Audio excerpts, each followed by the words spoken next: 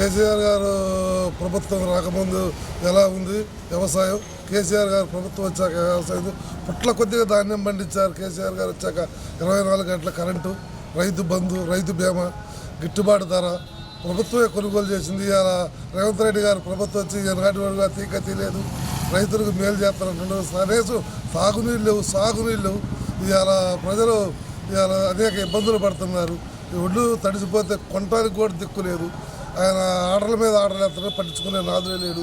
వచ్చి ఈ ఎలక్షన్లో రైతులు వచ్చే గుణపాఠం తప్పక మీరు మూల్యం చెల్లించుకుంటారని రైతులందరూ ఏకకంఠంతో ఖండిస్తున్నారు. ఈనాటి వరకు కూడా రైతు బంధు పడలేదు. మాకు వైట్ కార్డు ఉంది కానీ కరెంటుది జీరోది రాలేదండి. దానివల్ల పనులు ఏమి కావటం లేదు. కాంగ్రెస్ గవర్నమెంట్ వచ్చిన తర్వాత టీఆర్ఎస్ ప్రభుత్వం ఉన్నప్పుడు పనులు బాగా నడిచాయి. నాకు కళ్యాణ లక్ష్మి వచ్చాయి. మళ్ళీ మా పిల్లగాళ్ళకు మనవరాళ్ళు పుడితే డబ్బులు వచ్చాయి.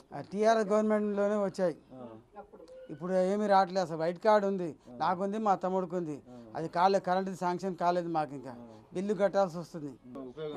ఉపయోగం ఏం లేదండి. ఇప్పుడు టీఆర్ఎస్ ప్రభుత్వం మళ్ళీ రావాలి. టీఆర్ఎస్ ప్రభుత్వం మంచిది ఉంది. 2500 కూడా అది రాలేదు. అసలు కరెంటుదే కాలేదు. ఇంకా అది ఎక్కడ వస్తుంది? ఇక మాకు టీఆర్ఎస్ గవర్నమెంట్లోనే మంచి పనులు జరిగాయి. ఈ కాంగ్రెస్ ప్రభుత్వంలో రేవంత్ రెడ్డి వచ్చిన తర్వాత పనులే కాలేదు. ఈ వేస్ట్. అసలు ఇప్పుడు ఎంపీ ఎలక్షన్లలో నామా నాగేశ్వరరావు గారే గెలవాలి. అసలు మనకి కేసీఆర్ గారు చేసిన ఎలక్షన్ ముందు ఏ వాగ్దానాలు అయితే చేశారో అవి తను నెరవేర్చుకున్నారు. అదేవిధంగా రేవంత్ రెడ్డి గారు చేసిన వాగ్దానాలు ఇంతవరకు నెరవేర్చుకోలేదు. మనకి కేసీఆర్ గారు కళ్యాణ లక్ష్మి గురించి వాగ్దానం చేశారు, తను రిలీజింగ్ చేశారు. కానీ రేవంత్ రెడ్డి గారు చేసిన పెన్షన్లు అయితే ఏవైతే పెంచుతానన్నారో దాన్ని ఇంతవరకు రిలీజింగ్ చేయలేదు.